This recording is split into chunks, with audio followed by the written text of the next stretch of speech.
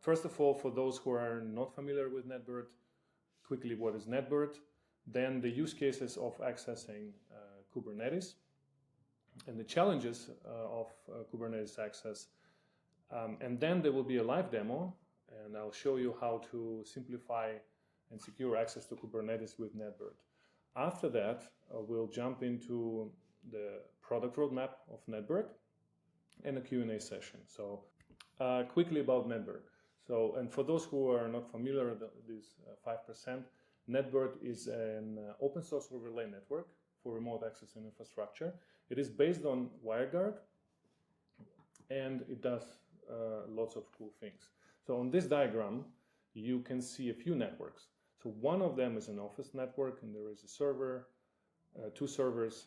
There is a cloud network or VPC, and there is some untrusted network. So this is the network where users accessing resources. So it can also be, we can also have a home network, which is not represented here, but NetBird can connect to any type of networks. And what NetBird does, it automatically goes through the firewall and establishes direct connections between resources, hence the overlay network. And the key thing is that you really don't need to configure your firewall. It just goes through the wall and connects machines. It's not only that you can connect to servers with NetBird, but you can also connect to managed services. It's not visible here, but for instance, RDS on AWS, you can easily connect with NetBird. The cool thing is that you just need to install the NetBird application and log in with SSO and MFA. Then the machines, NetBird client application is going to discover each other and establish connections. And this all is coordinated by the coordination server, which is running in the cloud or self-hosted if you're using the open source version. On top of that, NetBird has a very powerful access control system, and you can see here, you can create a policy, access policy, so you can group your users, you can group your machines and organize access. For example, in this case, we allow access for developers to connect to Kubernetes services, protocol TCP, ports 44380. And additionally, that's a zero trust part. You can enable some of the posture checks. For instance, you can check for a running process on the machines, on the user machines, maybe Windows Defender, or if the firewall is enabled on Mac. And you can also limit country and so on. All right, now to the Kubernetes part. What are the access patterns? So usually it's about some user. It can be a developer, administrator. So that this user wants to access control plane of the Kubernetes cluster and maybe some services. So that's one access pattern. There is another one, a non-Kubernetes service, for example, a web service that runs either in the cloud or maybe in a data center, wants to connect Kubernetes service. And both of these cases are ingress, and there is an egress one, which is allowing the Kubernetes service to connect to the database. And today, the live demo will be about a user access and control plane and services, and therefore the web service accessing Kubernetes services. So I will not cover the egress part. However, it's possible with NetBird. Now, challenges of organizing remote access to Kubernetes. And here are a few things. We collected this information from our customers, users, and also some of you responded while registering for this webinar. On the left, you see these are more general problems, right? So it's about configuration, networking, like high level, high-level problems: employee remote access, balancing security with accessibility, controlling access to various services. So these are generally high-level problems. On the right, you see more detailed problems, like, for example, allowing various users to access dev or staging systems not reachable from the internet. So that's pretty much accessing private cluster for development purposes. Then opening ports for remote access, and this is a common problem, that you need to poke your firewall in order to access Kubernetes services. And there are different ways of doing this. And here, for example, allowing service access for non-technical people. So there are many use cases around remote access, and there are two funny ones. So one was when we asked while registering, during the registration, what's biggest challenge, and someone answered like everything is the biggest challenge with Kubernetes. So that was a funny one. And very interesting one is space applications. I mean, whoever wrote this, I'm curious to learn about the use case. So this is something interesting. Okay, but right now I'm going to show you how to solve these problems with NetBird, and it's going to be a live demo. And for that purpose, we created a Kubernetes operator that is available on GitHub. It's open source. It's an open source project. It's available under our main organization, Kubernetes operator. So you can clone it, you can use it, and I will show right now how to use it. But before that, I'm going to show what I'm going to do. What's the use case? So this case is very simple. I will run an Nginx service on Google Kubernetes Engine, and we will try to access it without exposing the cluster to the public. And it will be my laptop, my MacBook, that will try to access the control plane and the service. Right. Oops, I went to the roadmap. Okay. No. So this is the Kubernetes operator. So I just cloned the project. And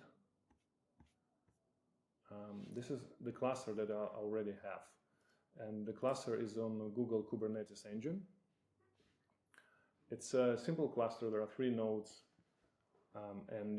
If you will repeat the process, you just have to run a few commands to start it. So in the README of the Kubernetes operator, there are a few steps that we added. So first step is adding the Helm repository, NetBird repository. I already have it, but if you're just starting, it will be a new one.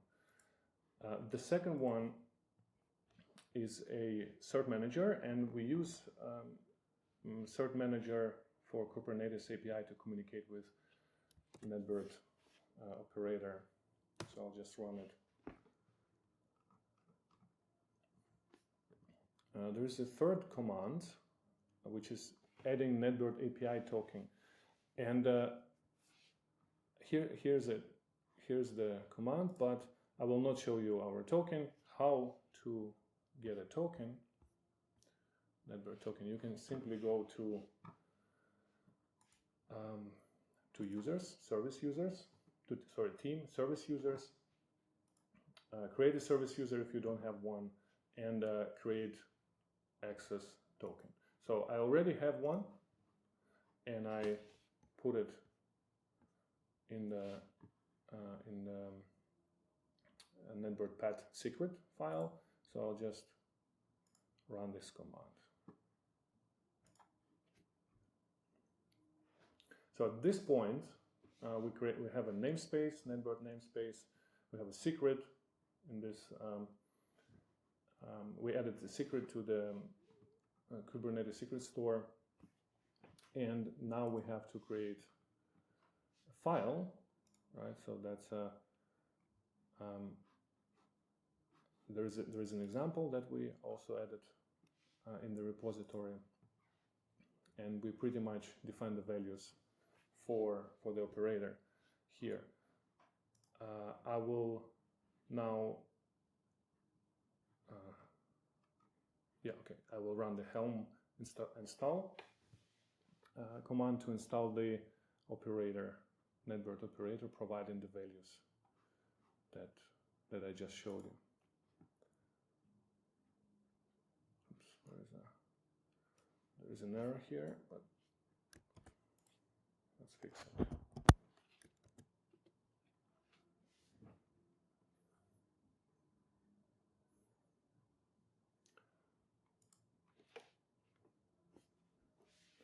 So it will take some time.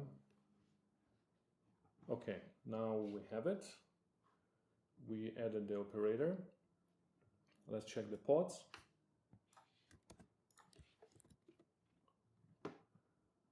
All right. Yeah, there are a few things here. The operator, the NetBird operator, that does this whole communication, also with the NetBird API, and routers. So these are the routing peers that will actually provide access to the services and the control plane. Now, this is an optional step, but for demo, I want to expose the Nginx service, and it's a basic service setup, right? We have an Nginx service, right? And here's the key part, the annotations.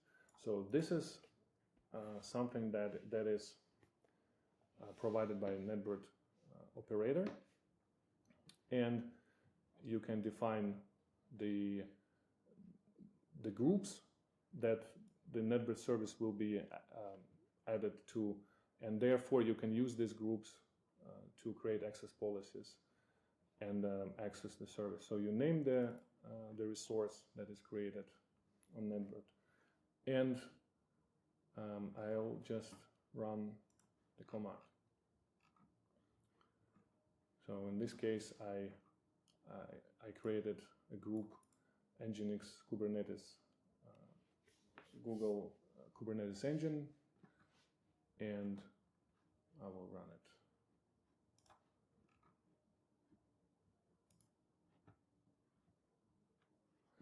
So now we have the deployment done and service should be running. Let's check the NetBird UI. Yes, so this Kubernetes integration created a network, Kubernetes network in NetBird, and inside this network it created a default Nginx resource. So you can have multiple services and they will be created by the operator automatically, and they will be assigned a group, and here's the assigned group, Nginx Kubernetes GKE, and this is the address of the service that you can use to actually access the service. So, but there are a few things, and these are the routing peers that are actually allowing the access to NetBird, and if one of them is down, NetBird will switch to another one, so it's a failover setup. But there is no machine, there is no MacBook that will access Kubernetes service, so I will just add peer, which is going to be my my machine. So to add a machine to the network, you just need to install the NetBird application.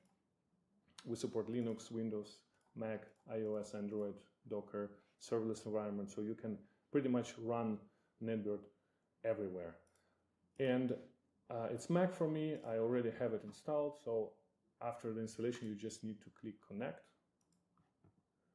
And I was already logged in. And I should be visible here. Yeah, I'm currently in Spain, by the way. So this is the MacBook that I'm using. Now, if you notice, there is a column groups, and I already have a few groups assigned. This is because I enabled identity provider sync integration with Azure, and I synchronized the user base to NetBird together with all the groups. So if you have an organization and you have multiple employees, multiple departments, and you keep the structure in your identity provider, like Google Workspace, Microsoft Entra, or Okta, you can use this information to sync to NetBird and then create access policies. So you can see that I'm part of 3 groups: IT department, support, and IT administrators. So what I will do, I will now create a policy that would connect IT administrators, therefore my laptop, to the Kubernetes cluster. And let me show you the resource once again, the Kubernetes resource. You see it's in a group Nginx Kubernetes GKE, and I can add policy right from this screen. So I will find IT administrators. I will choose TCP protocol. And if you remember, if you noticed, here we have port 80, HTTP 80. So our Nginx service is accessible via this port. So I'll just use it for this policy. And important thing that the connection is one way, so that administrator can connect to the Kubernetes service, but not other way around. If you are on the business plan, you can enable posture checks, and this is something very helpful when you want to limit access further, like by geolocation or by checking some processes that run on the machines. So I will continue and just use the defaults, but I can call the policy IT administrators, IT admins to GKE to Nginx on Google Cloud.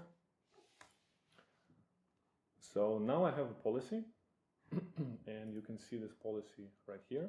So IT administrators connecting to the Nginx service, port 80, protocol TCP. There are a few things missing.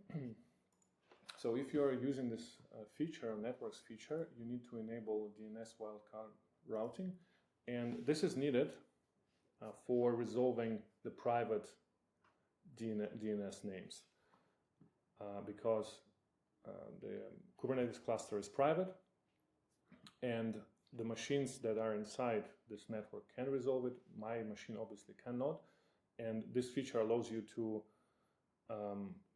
use these routing peers that are serving like gateways to the Kubernetes cluster to be resolvers for my machine. And also you need to set up a default DNS resolver, and you can point it to IT administrators. And this configuration of this DNS configuration will be distributed to IT administrators. And I'm part of this group. Okay. So right now we can see if I can connect to the Nginx service. So I will take the resource address and put it right here. So you see, I'm having this default Nginx response, and that means that I'm accessing the private service.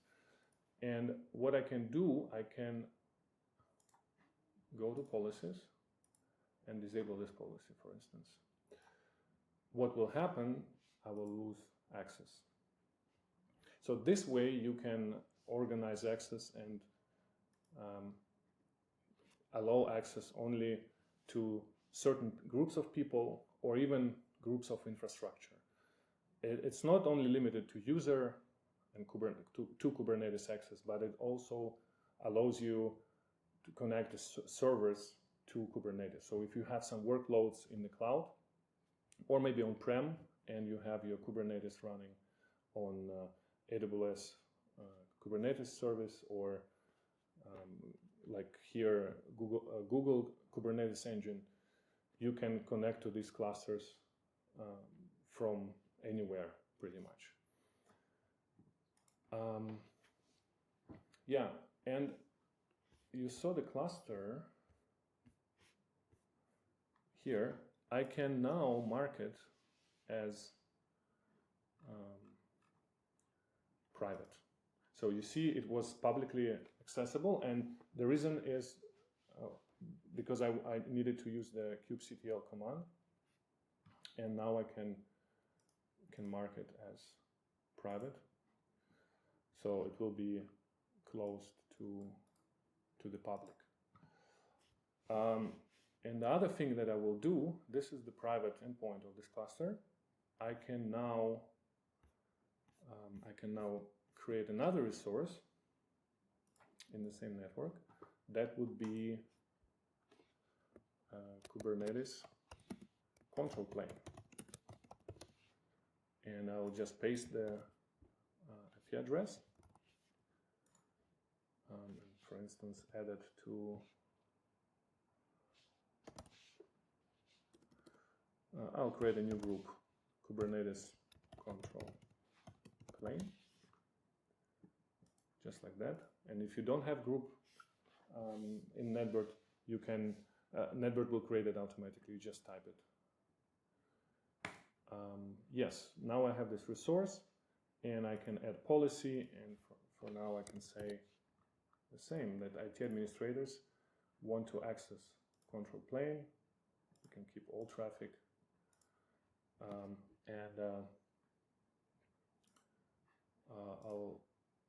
I'll call it Kubernetes control plane policy. We can rename it to admins, IT admins, to Kubernetes control plane.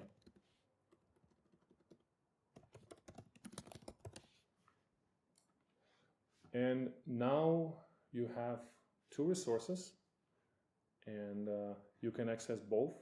You can access Kubernetes control plane. You can access also Nginx service that runs on Kubernetes. And that's pretty much it for the live demo. We will have more improvements to the operator. So, for example, we will create policies automatically. By the way, you can actually do it already with a few additional commands. And another thing we are thinking about is the discovery of Kubernetes services, so that you don't need to, if you already have existing services, then you would just select those that you want to access and in NetBird, and then organize access to them. Because we already have the operator that runs in the cluster, so it will be just a matter of a few clicks to add existing services. Right, so this is what we achieved right now. Now, if you, by the way, have questions, we'll have a Q&A session in a few minutes. But before that, I would like to share the product roadmap very briefly. The first thing that is already under development is network traffic events, or logs. That's a feature that tracks the connections, like user connected to a resource. So, for example, if it's a Kubernetes service like Nginx and a user like me just connected to it, it will be logged, and then you can export these logs to SIEM solutions like Datadog or maybe some others, Bazoo and more. We are also developing MSP partner portal.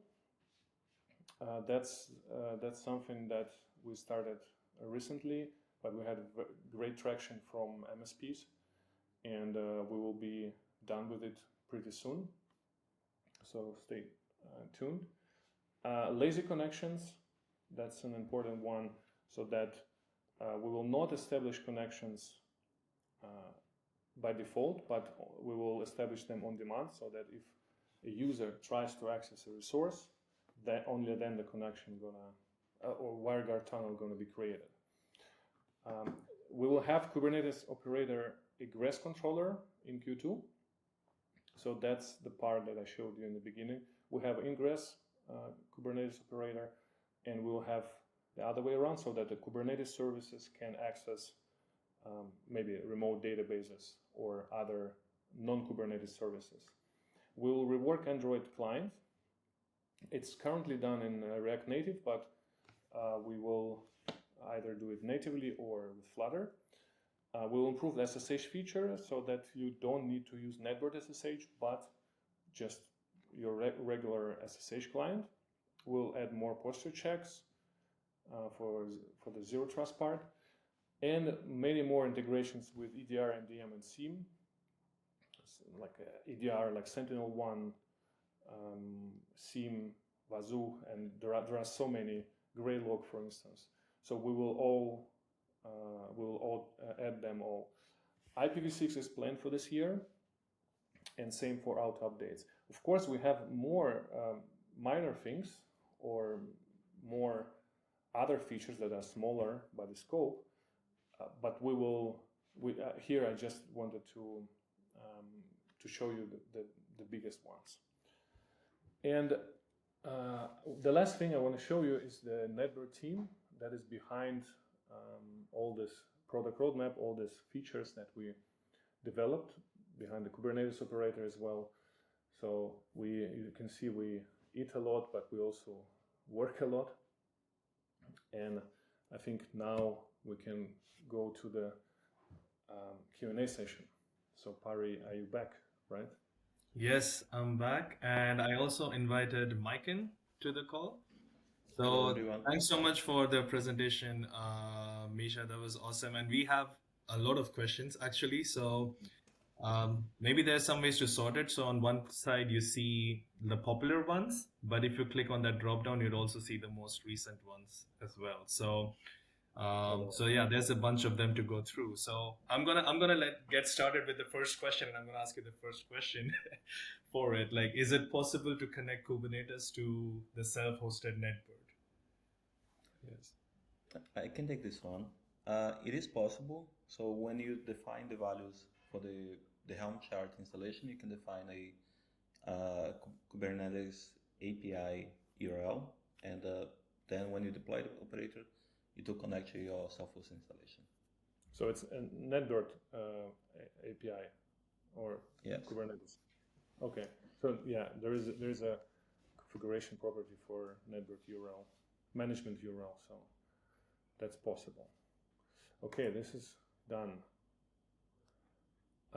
This one is unrelated to Kubernetes, but we can answer. Mm-hmm. Yeah. I can take over this. So the way that you achieve high availability with self-hosted NetBird right now is by using a failover method. So we're gonna have a main node running for management and signal, and you need to have an infrastructure scripting to fail over to the backup server when there is an issue. That's the way you can do it with the self-hosted install. Yeah, and in cloud we do it, and but yeah, it's extra configuration that we applied internally. Okay, so this one is answered. And by the way, actually, to this question of self-hosted high availability, if the management is down, the connections are not dropping. So if you had peer-to-peer connections established before the management went down, the connections will persist because the server is just a metadata server. So in this case, you don't lose the existing connections. The only thing is that you can't add new machines, but I guess this is not that critical. So Yeah, you can have some downtime for the management service. yes, and to add a bit more for the cloud solution, we have high availability servers with active mode, and our relay service is distributed around the globe. So we have over 13 regions, and our signal is highly available. Our management is also highly available. So there's something that we kept it on the cloud version only. Okay, so next one, I'll take it. Is it possible to change the range for the IPs? That created a lot of trouble. If you can clarify like what kind of trouble it created for you, that would be great. But yes, it can be changed, but it's a manual process. So if you are self-hosting, you have to modify the database, and it's pretty easy. You can just go to the either SQLite database or Postgres database, or if you use JSON, I know JSON is deprecated. So there you can change the network field of the account. However, we recommend using the default range. And for the cloud, you can just write a support ticket to support@netbird.io, and there then we can discuss it and change it for you, for your account. Yeah, I think this is a common question, and come with we have some folks that actually ask, is this going to cause any problem with any ISP that uses the same range? And the short answer is no, because the IP addressing that we have for NetBird is only used for the tunnel connectivity. So it never get out from your network. It's only going to be used within the peer that have the agent installed and the traffic that goes through the WireGuard terminal. Okay. Mike, and probably the next one is on you. Yeah, so how to fix the name pod gets when redeployed, and how to handle certificates when using NetBird URL. So whenever you're going to deploy a pod, you can actually specify a environment variable, call it nb, all in capital letters, nb underscore hostname, and with that you can actually define a particular name for your peers that are deployed with a setup key or with a normal Kubernetes deployment. Regarding handling the certificates, I would like to clarify a bit more clarification on that, but I assume that that can be like to route traffic to a HTTPS endpoint. We have plans to support something similar to other providers. So like basically we want to make NetBird easy solution that you can just point to a private service and expose a SSL endpoint of that. All right, then Mike, and I guess the next one. No, this one is done. Yeah, that's a good one. Yeah, so does the operator install NetBird on a Kubernetes cluster as a non-privileged container? Yes, the pods that are installed for routing peer, they're gonna be using the root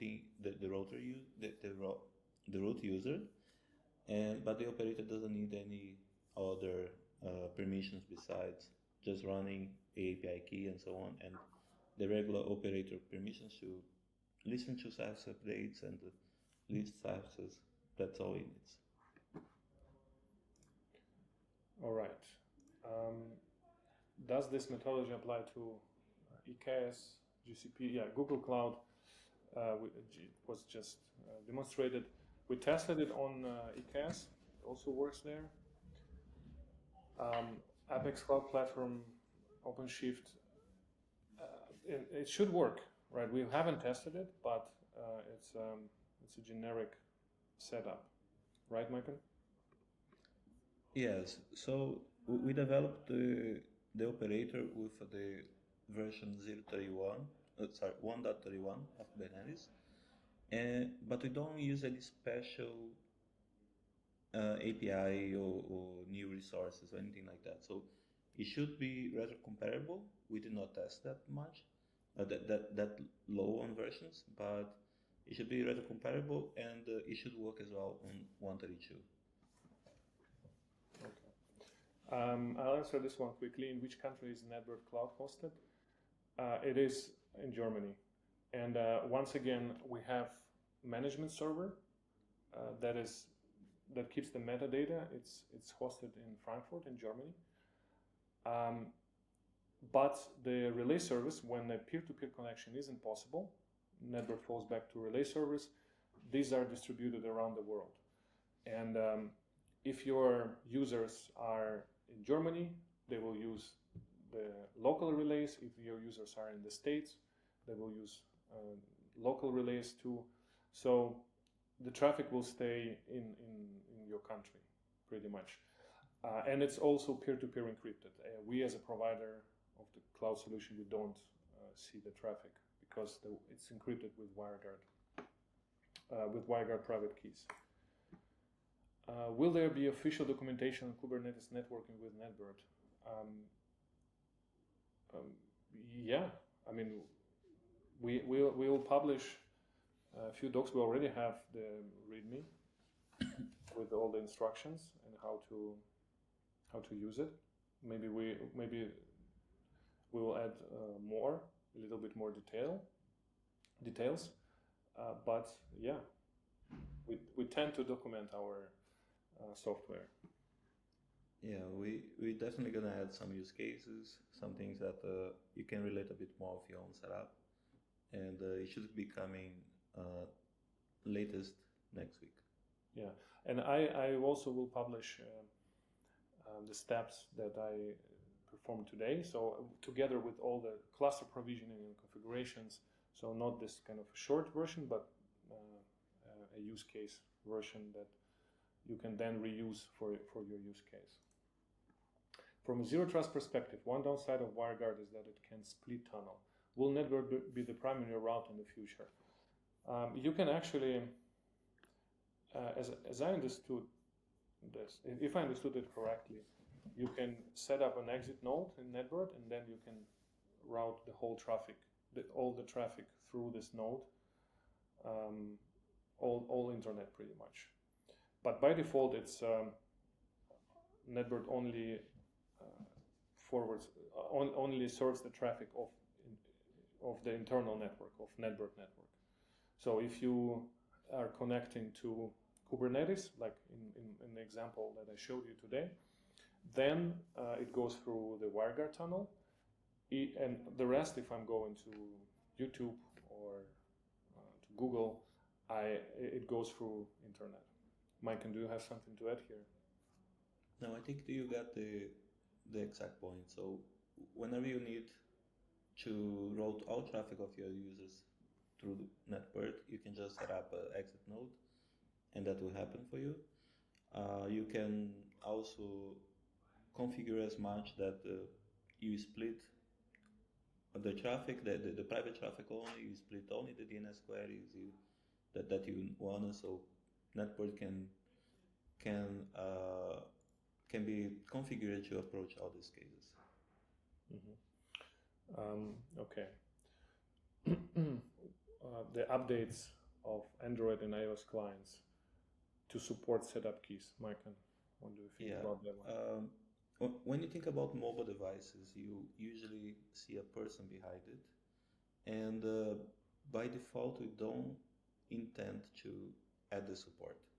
So the way that you can achieve that now is if you have a self-hosted installation that does not support SSO, whenever you configure the URL for that management service, we're going to ask you to enter a setup key. So that's going to be possible through that. But for cloud users, for example, this is not possible. You already have a person behind the cell phone. You can just authenticate with your SSO user. Right, Pari, how we are with time? All good? Yeah, I think we can take a few more. We have 10 more minutes.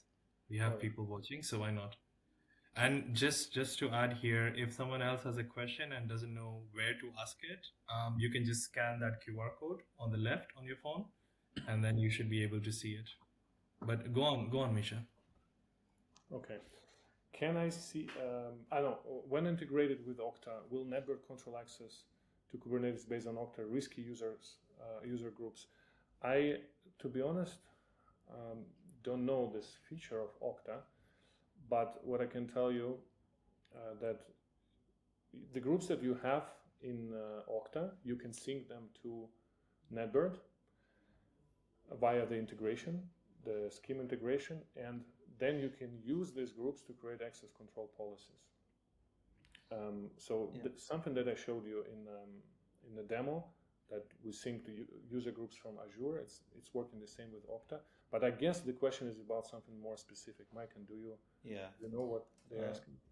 I actually would like to invite Naren to open a support ticket, and we can actually have a discussion on that. But I imagine that Okta, as a zero trust provider, that you can configure your apps there. You can also set up let's say, a score for your users, and then you can define access like that. So, as Misha mentioned before, we have planned to integrate with more MDMs and EDR solutions, just because we see that the NetBird can be this platform that gonna allow users to access certain devices, certain networks based on risk factors, right? And if Okta offers an API for that, I don't see why we cannot integrate that. So, Naren, just reach out through support@netbird.io. Let's have a conversation on that. I would like to learn more about that. Yeah, that's a good one. It can be as a CrowdStrike or Sentinel-1 integration for EDR. All right. Can I see when users are connected to Kubernetes, like a log, connection log, tracing Kubernetes when people access? Yeah. So this is something that we are currently developing, and I mentioned it in the roadmap. We are going to trace the connections so that you can export it to SIEM and then integrate it with monitoring systems, so that if there is some suspicious connection happening, then you can trigger alerts. And we will also track the blocked connections, right? So something that was dropped by firewall, right? To see if someone is trying to access while they're actually not supposed to even access the service. So this will be possible. There'll be, of course, a retention on this log for the cloud, but you will be able to sync it to the different destinations. Okay. Client-side restrictions of using or serving routes. So right now there are no restrictions; they are pushed by the management, and actually that's a good feature, because you can kind of control the management service, the clients from the central place. But also we see the use case for restricting routes or exit nodes, for instance, from the client side. Mike, what do you think? I think that this is okay, but thinking of organization perspective, as an organization, you wanted to configure and control your clients from a centralized location. And usually you want users from different teams to access remote sites, and you wanted the routes to always be there. If you let somebody from non-techie team configure the client, that might pose as a risk. So, but I see that this can be very useful for those that are like maybe from the engineering team, maybe from somebody that is a hobbyist that like to do home labs and so on. I think this could be a good feature for them. So maybe we can combine something with management, posture checks, and a feature like that. All right, so two last questions. I think we have a little lag, right, on the stream, do we? Yeah, just a few seconds though, maybe like 4 or 5 seconds. But these we should only take these two now. I think we'll be out of time then. All right. So, can I rename the network's name? Yes, you can. I actually for Kubernetes case, I think there can be a problem, right, Michael, because it will check the state, or Yeah, it's possible. so when installing the operator, you can actually configure the cluster name, and the cluster name is a base for how the network that is created by the operator is configured. You can also link the name creation with a particular namespace. So in the end, you can have a network per namespace on your cluster, and then you can have resources for each network there. So this is all configurable via the operator values file. So yeah, it should be fine. You can do it. And the last one, how to automate employee access to Kubernetes? Oh no, not the last one. Okay, just a new one arrived. How to automate employee access to Kubernetes with an identity provider, Microsoft Entra, Google Workspace, Okta. This is, we already covered a couple of times. You can use the integration. Let me show you. Let me show it right here. So we have integrations. You can enable identity provider sync. It works with Google Workspace, Entra, Okta, Jump Cloud as well. And if you have some custom IDP, you can write a support ticket. We can enable it for you. And this way, NetBird will pull users from your identity provider and together with the groups, and then you can use these groups to create access control policies, just like I did in the demo. Okay. And to add to that, I think that we're going to document these steps very well, but you can actually create the whole configuration from the networks, from the resources, and also the access control policy using Kubernetes, and you can just define existing groups from Okta, from Azure as part of that, and they're just going to be able to access whenever you expose a service through an annotation. Yeah, for example, here, right? This is what you mean. The next line, the commented Oh, one. yeah. That one. You can specify the policy to access the service. Okay. And certbot, Michael. Yes, you can. I mean, without connection to the internet, you can't. But if you have, I mean, you can't directly, right? But if you have, if your certbot can actually request the certificate and is using some DNS provider, for example, you can definitely configure certbot without incoming public connection to the cluster. But that's completely unrelated. This is just a bonus question. All right. I think we are done now with the questions. Yeah, I think so. I think we're also almost at time. So I think we can close it there for today. Just want to say thanks a lot, Misha, for the demo, for the entire presentation. Maiken, thanks a lot for joining the Q&A. And thanks everybody for joining the live stream as well. So we're going to look at the recording. We'll follow up with you via email. And of course, Misha, any last comments from you for what people can do after the session? Yeah, so first thing, you can try NetBird. Just go to netbird.io, get started, and you'll be redirected to the NetBird UI panel. And it's free to get started, to try it, so you can also experiment with Kubernetes. And once again, the GitHub repository, Kubernetes operator, There's documentation, there's also a little video. The steps that I went through today, here they are. So you can just follow. If you have a cluster, you can just follow the steps and you should be all right. And it should literally take you like 5 minutes to go through this configuration. Yeah, thank you so much, everyone. And we will process the video and publish it next week so that you can watch it or send it to your friends that were not able to participate today. So yeah, have a good day. See you soon. Thank you. See you. Bye bye.